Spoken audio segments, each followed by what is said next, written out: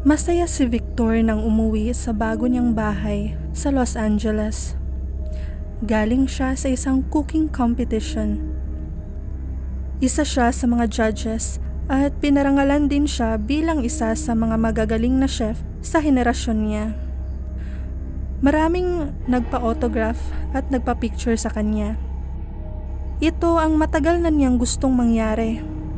Nangangawit man ang kamay niya at ang mga labi niya sa kakangiti ay baliwala lang yun. Marami na siyang napuntahan na mga sikat na restaurant sa mundo. Na-feature na siya sa mga cooking shows sa ibang bansa at nakilala ang mga iniidolo na nakikita niya lang sa magazines noon. Masaya siya sa takbo ng buhay ngayon. Kahit wala ang kanyang pamilya sa tabi niya, ay nagawa niya pa ring maabot ang pangarap. Kahit siya lang mag-isa ay nagsumikap siya ng husto. Hindi siya bumitaw sa pangarap na maging tanyag na chef. Marami ang natutunan niya sa Amerika. Kung sino siya ngayon ay dahil yon sa pagsusumikap niya kahit mag-isa. Nagtagumpay siya sa pangarap at patuloy na nagsusumikap. Iilan na ang restaurant niya sa Pilipinas at may mga restaurants din siya sa Europe at Middle East. Muli rin niyang nakasama ang mga kaibigan noon sa college at nagkaayos sila. Halos lahat ng pinangarap niya ay nakamit ngayon. Isa na lang ang hindi niya pa nakakamit. Ang takasan ng bangungot na pilit niya pa rin kinakalimutan. At ang bangungot na yon ay unti-unting lumalalim sa paglipas ng panahon. Wala siyang kasama sa bahay dahil gusto niya ng katahimikan pag-uwi. Wala pa siyang sariling pamilya dahil mas nag-focus siya sa magandang career. Malaki at magara ang bahay na yon na bunga ng paghihirap niya. Napangiti siya nang makita ang malaking Christmas tree sa sala. Saglit niyang nilibot ng tingin ang paligid. Sunod-sunod ang paghikab niya. Umakyat siya sa grandiosong hagdan patungo sa second floor. Magpapahinga lang siya. Napagod siya sa sunod-sunod na mga interviews. Ilang araw na siyang puyat. Kahit ang assistant ay nag-aalala na sa kanya. Pero may huli pa siyang interview ngayong gabi kaya plano niyang umidlip lang. Hinubad niya ang polo at nag-set siya ng alarm at agad na nakatulog. Hindi niya alam kung ilang oras siyang nakatulog. Nagising siya dahil sa mga boses na naririnig niya.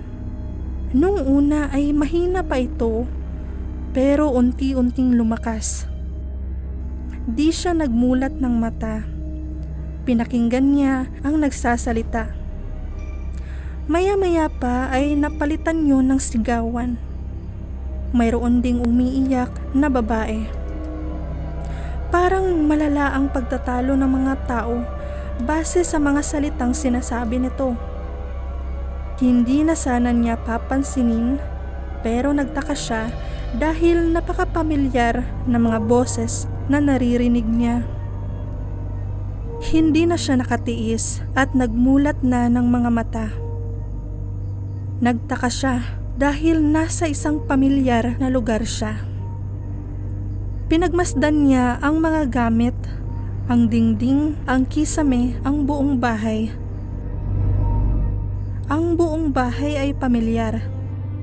Ito ang bahay na kinalakihan niya. Nasa bahay siya ng nanay niya. Bakit? Bakit siya nandoon? Ano ang ginagawa niya roon? Ano na naman ba ang nangyayari sa kanya? Nasa sala siya. Naririnig niya pa rin ang mga boses. Nagpunta siya sa second floor at nanlaki ang mga mata niya nang makita sa sahig ang maraming bakas ng dugo. Ang mga gamit ay nasira at nagkalat. Nakita niya ang inang galit na galit. Nakahiga ito sa sahig sa tabi ni Charles na naghihingalo na. May mga sugat ang mga ito. Dinuduro siya ng nanay niya. Wala raw siyang utang na loob. Pagkatapos daw ng lahat ng ginawa nitong pagtatrabaho sa ibang bansa, ay ito lang ang igaganti niya. Sana ay di na lang siya pinanganak. Hindi raw inakala ng nanay niya na isang demonyo ang anak nito. Pinanood niya lang itong magsisigaw at magbitaw ng masasakit na salita. Noon pa man ay sinasabi na ito ng nanay niya. Naglaho ang paligid, ang dingding, ang kisame at ang buong bahay. Unti-unting dumilim ang paligid. Ang nanay at kapatid niya lang ang nakikita. Sa kanyang likod ay narinig niya ang pagtawag ng isang babae. Nang lingunin niya ay nakita niya si Hazel at gaya ng estado ng nanay at ni Charles ay marami rin itong sugat. Sino ba ang may gawa nito sa pamilya niya? Nakahiga ito at nakatingin sa kanya. Paulit-ulit itong nagmamakaawa. Nagising siyang pawis na pawis. Bumangon siya at sumigaw ng malakas. Sinusundan na naman siya ng panibagong bangungot. Nagpaikot-ikot siya sa kwarto na parang wala sa sarili. Balisa siya, nanlalamig ang buo niyang katawan at hinihingal. Tinatapik niya ang dibdib upang pakalmahin ang puso, pero napakalakas ng pintig nun, parang lalabas na sa dibdib niya. Marahas niyang kinamot ang ulo hanggang sa magsugat ito. Gusto na niyang makalimot pero sinusundan siya ng mga bangungot kahit nasa Amerika na siya. Makalipas ang ilang minuto ay lumabas na siya ng silid. Nagtungo siya sa terasa, isa sa paborito niyang parte ng bahay. Napakaganda ng tanawin ng karagatan na nagkukulay kahel. Habang nakatingin sa dagat ay naisip niya ang pamilya. 5 taon na ang nakakalipas mula nang mangyari ang isang krimen na yumanig sa buong probinsya. Nagbalik tanaw siya. Naalala niya ang gabi ng salo-salo sa bahay ng magulang niya. Nagkausap sila ni Greg sa basement at pilit nitong binabalik ang mga kahayupang ginawa sa kanya noong bata pa siya. Ang pagpapakain nito ng hilaw at nabubulok na laman ng iba't ibang hayop, mga pananakit nito at ang paghawak nito sa kanya ng ilang beses. Lahat ng inipon niyang galit ay sumabog ng gabing yun at muntik na niyang kitilin ang buhay ni Greg. Sumunod ang nanay at si Charles sa basement at nakita si Greg sa sahig. Nagtalo sila ng nanay niya. Wala raw siyang utang na loob kay Greg na tumayong ama sa kanya at nag-alaga raw sa kanya habang nagtatrabaho ito. Wala na raw siyang mahihita sa pamilya. Itinakwil na siya ng ina at kahit kailan ay di na parte ng pamilya. Nagsuntukan din sila ni Charles dahil doon.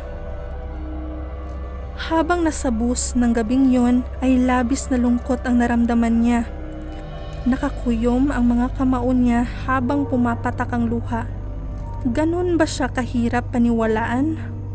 Hindi ba talaga siya kayang mahalin ng pamilya niya? Bakit ganun? Mahal na mahal si Charles ng nanay niya, pero anak din naman siya nito. Nang gabing yun, sa muli niyang pagdaan sa eskinita ay muli siyang dumampot ng hayop at niluto yon. Ngunit ang kaibahan lang ay kinainan niya ang niluto. Simot na simot niya ang luto. Parang wala na siya sa sarili. Tumatawa siya, umiiyak at nagsusumigaw sa kusina.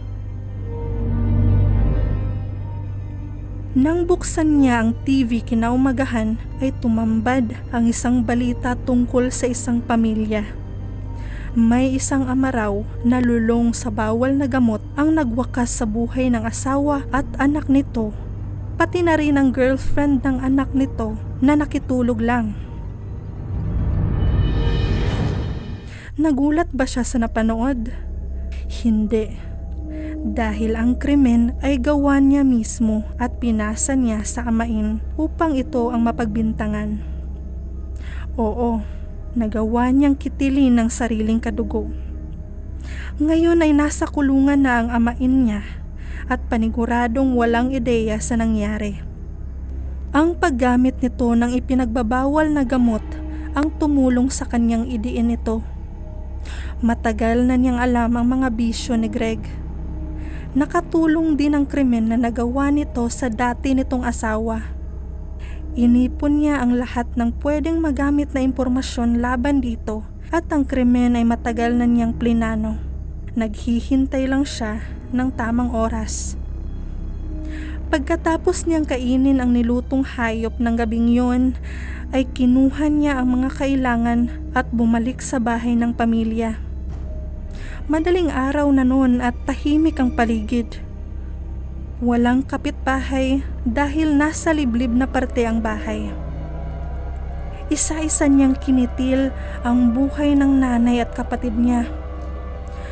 Nang mahuli siya ni Hazel, ay sinama niya na rin ito. Panay ang pagmamakaawa ni Hazel sa kanya. Rinig na rinig niya ang iyak nito na tila musika sa tenga niya. Gusto niyang marinig ang iyak nito araw-araw. Sayang nga lang dahil di niya na-record ito ng araw na yon. Hindi raw ito magsusumbong sa mga pulis, pero di siya naniwala. Ibang tao ang gusto niyang mapagbintangan at makulong. Ibang tao ang magiging suspect sa lahat ng kamatayan sa bahay na yon. Yun ay si Greg. Tinapos niya na rin ang buhay ni Hazel. Mas pinili nito si Charles kaysa sa kanya. Katulad ng nanay niya na mas mahal din si Charles kaysa sa kanya. Tumaas ang sulok ng labi ni Victor. Sa wakas ay nakuha na niya ang hustisya para sa sarili. Nakontrol na niya ang sitwasyon.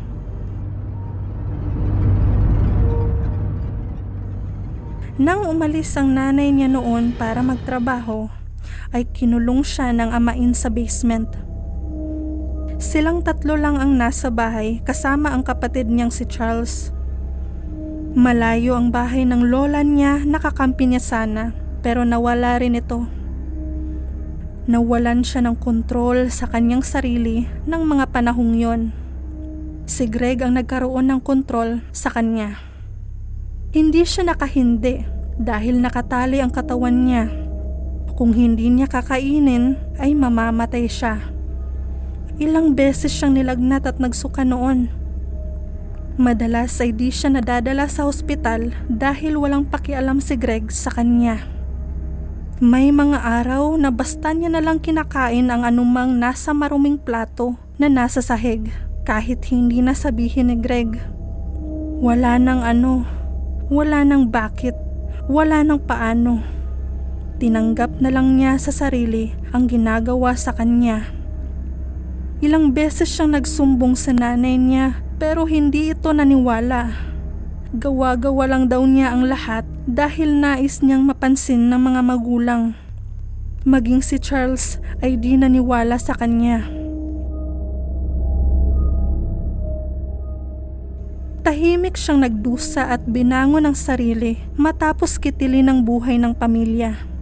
Muli ay nangarap siyang maging isa sa pinakamagaling na chef sa buong mundo. Para sa kanya ay nararapat na mawala ang mga taong nanakit sa kanya. Lahat ng taong may motibong saktan siya ay dapat niya ring saktan upang makontrol ang sitwasyon. Nakontrol na niya ang sitwasyon at nakilala na siya sa buong mundo. Alam niyang mali ang ginawa niya, pero alam niyang may makakaintindi rin sa kanya. Ito ang kwento ni Victor, isang chef na naabot ang pangarap na makilala sa buong mundo. Ang chef na dumaan sa maraming masakit na pangyayari pero ginamit ang sakit na yon upang magtagumpay sa pangarap. Sa likod ng tagumpay niya ay ang sekretong habang buhay niyang dadalhin. Ngayon, dalawa na tayong nakakaalam. Sana ay may natutunan kayo sa kwentong ito. Isulat sa comment section ang opinyon nyo tungkol sa desisyon at aksyon ni Victor Gallardo. Para sa inyo, tama ba ang ginawa niya? Maraming salamat sa pakikinig, Sleepwalkers. Ako po si Oni, ang writer at narrator sa channel na ito. Kung nagustuhan nyo ang kwento, mag-like, comment at subscribe. At i-share na rin ang story na to sa mga kakilala nyong mahilig sa katatakutan. Abangan ang one-shot story na i-upload ko sa Sabado sa parehong oras. Muli, maraming salamat sa pakikinig.